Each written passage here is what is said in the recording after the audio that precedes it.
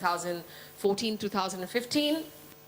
It's called the Best Community to Learn From, and for you to receive the recognition you deserve for the work you're doing in the area of leadership development. So this finally finds its way, all the winning entries find their way into a book, which Bloomsbury will publish for us, which is essentially, like we did Switch, which has the change management stories, you will have stories in the area on how India Inc. is trying to develop leaders across enterprises, across corporates. So with that, I've told you enough about the Learning and OD Roundtable and down to what we're here for today. Today is going to be very exciting. It's a new format of learning. we're going to have about 20 minutes. I'll try and give you a backdrop of why technology in the context of talent and the rest of that. We've done a fair amount of work here within the SR group. I lead a lot of that work myself, so I'll try and share as much as I can from some of the experiences we've had. So when we talk about integrated human capital management platforms, we've done a fair amount of work in that area. So I'll try and take you through a bit of that in my presentation. I'm then going to invite Olivia of Cornerstone On Demand, who are also our sponsors for the event today, to be able to talk to you about what you must look at in the context of being able to bring in and adopt technology, and why should you be looking at adopting technology inside your organization. He'll also try and share some client experiences so that you know what have some of the clients done and what has been their business cases to be able to adopt this technology and how they've gone about doing it. What are some of the success stories? What must you watch out for? You'll get some of that through Olivia's conversation with you today. We'll then ask you to be able to join one of the 5 tables we have. We have a table that will be discussing recruitment and onboarding, putting technology to recruitment and onboarding. We have a table that's going to discuss putting technology to learning and social learning. So LMS, which is running your LMS platforms and social learning. We have a third group that's going to be looking at compensation, how do you put technology to compensation. The third group's going to look at performance management, which is obviously the performance management group and the compensation group are going to have a bit of a linkage with each other, but they're going to be 2 separate groups. So you're going to have the group on performance management and goal setting. And what's the 5th one we have? And compensation we've already gone through. Career development. I'm sorry, if you forgot the 5th one. It's career development. So you got the first one, which is recruitment and onboarding. You have performance management and goal setting. You have compensation. You have succession planning and development, and you have the last one, which is LMS, yeah, which is learning management system and social learning. All right, so you've got 5 groups there, and you've got a team leader for each of the 5 groups, right? So I presume we have allocated them tables, right? So you all have numbers already. So you join on the table which has been pre-allocated to you. There is a leader who's leading that group, and there is also a consultant from Cornerstone On Demand who's also leading that group. Right? The groups are not here to sell Cornerstone On Demand to you. They're actually here to be able to talk about technology with you, all right? And what kind of functionalities. So the groups will typically talk around issues of why would you put technology to that process? What are you actually looking for? What are the advantages of putting technology to that or using technology for that particular process? What functionality should you really expect? How do you enable adoption and change management around technology projects, for example, for recruitment? What kind of communication campaigns would you require to be able to make that particular process succeed? What can be failure stories? What should you watch out for? How do you create a business case for investment? If you want to be able to put technology to that process, how do you create a business case for investment inside your organization so that your organization buys that technology, all right? And we talk about any other issues, any other experiences. Obviously, the people who join these various tables would have their own experience with technology. Maybe this is some other product that you've already used, or it could well be something that which is homebred and has been actually developed internally in-house, which is actually being used for that particular process. We want you to be able to bring those experiences to the table so that everybody on that table can learn from what it is that you've experienced. In about half an hour of the discussion, we'll give you a call to ask you whether you'd like to shift your table to go and move to some other table, whether you may want to know about, if you've joined recruitment first, you may want to know about LMS, you might want to go somewhere else. The second round is of your choice. So you can choose where you want to go and join into the table. In the second part, they will debrief for you any discussion that you may have missed, and then they'll continue the dialogue and discussion on that table. Yeah, is this all clear? So we'll have 2 sessions here. I'm going to be talking to you for some time. Olivia is going to be speaking to you for a while. And then we're going to call you to be able to go out and join your tables. While you're at your tables, you can feel free to serve yourself some tea, coffee, and whatever. That's an informal setting, right? So we want the dialogue to be interesting and engaging, but if you want a cup of tea or you want to use that as a for your bio breaks, feel free to do it alongside with your discussions, all right? We're expecting those discussions to last so in about half an hour, we're giving you a call for the second round. We're expecting the second round to last about another 20, 25 minutes. Okay, so in about an hour, we should have been done with the tables. And then after that, of course, we'll call for lunch, and you can network and exchange more notes with the various Cornerstone consultants through over lunch, or with Olivia, or with myself, or with whoever else it is that you want to ask questions to. Is that fair? Okay, great. So I think Olivia, if you're okay, I'm going to get started, and then maybe we'll call you to be able to do your piece as well. So I'm going to try and share with you a couple of slides that I've put together. And, I don't get to speak because I'm the founder of the forum. It's just that we've done work in the area of technology. So I thought maybe I can give you some value from our experiences, because we've pretty much been there for anyone in the audience who's struggling to make a choice on what kind of technology, what kind of platform. So a quick show of hands, how many people here are actually here to be able to explore what kind of technology can we actually bring to our workplace?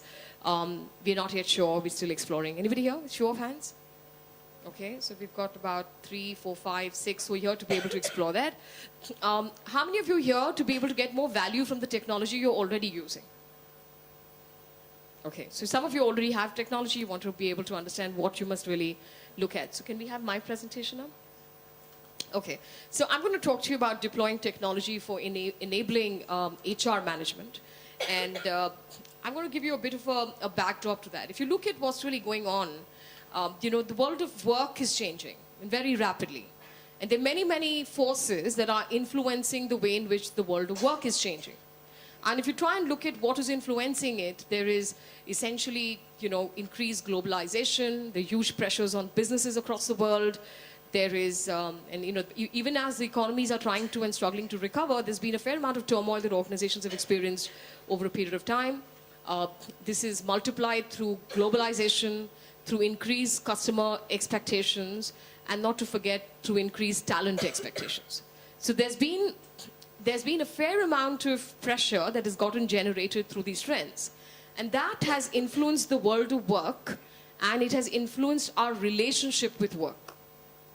Now, needless to say, it cannot therefore not influence people who manage your relationship with work, which is HR and talent managers inside organizations. So essentially, technology has been a very significant aspect of being able to, that HR has had to adopt very, very quickly and very seamlessly to be able to get organizations to be able to adapt to the new challenges. And most organizations are actually reflecting on a lot of their processes, because if you look at the way in which most of our processes are managed, whether it's recruitment, whether it's performance management, whether it's compensation, or whether it's learning, and I'm not even going to come to career development and succession development, but if you look at most of these processes, they're very industrial era influenced. They're very much the way it was done many years ago as well. So notwithstanding whether you put technology to it, the big question really to really ask is, where are your processes to start with? I mean, are we trying to provide industrial era solutions to children of the knowledge economy? And we're going to look at organizations, over 60% of most organizations is Generation Y. And a significant number from there are the millennials. So just to give you the distinction for those in the audience who don't know the distinction, Generation Y are the ones who were born after 1984. These are people in their 30s, and most of them are handling middle management positions inside organizations. They form a substantive part of your successor pool inside organizations, and most of them are leading other Generation Y inside organizations. So it's a substantive pool to ignore. A subset of Generation Y are the millennials, which are people who are born after 1991, and these are people who've always been the children of technology. And therefore, the big question to ask is, when you want to try and manage the HR experience inside organizations, how can technology not be part of that solution that you're trying to look at inside organizations? Because the minute you're not using technology or you're using offline processes, it means you're not able to influence the HR experience for them.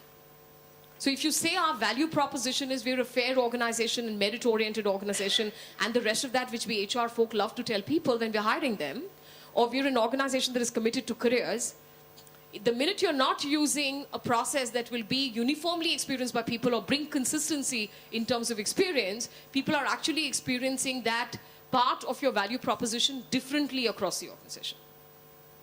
And therefore, if the purpose of the organization is to become a magnet for talent and to be able to keep that talent inside the organization, then your whole talent management agenda is going to be up in a tizzy.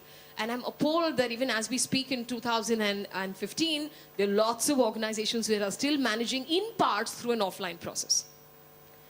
And career development is still lip service that we pay to get talent into our organization. We actually do not have at ground level programs to be able to manage careers. And all those people who had great careers that we like to showcase back to our employees are by and large people who got those careers by default. Not because the organization had a design to give them those kind of structured exposures.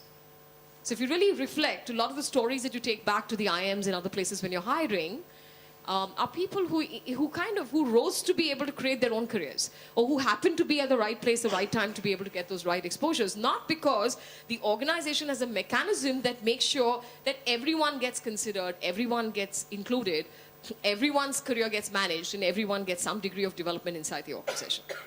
So I think the big question to ask in the context of technology and talent management is that how do we want to manage our talent? Do we want to give people, do we want to give people a uniform, a consistent HR experience inside the organization? That is a big value proposition to be able to invest in a technology platform. The other thing is increasingly, if you look at the trends on Generation Y and the millennials, the need for organizations are going to be able to lead the workforce of one. And what I mean when I'm saying the workforce of one is that you can no longer have the one-size-fits-all strategy.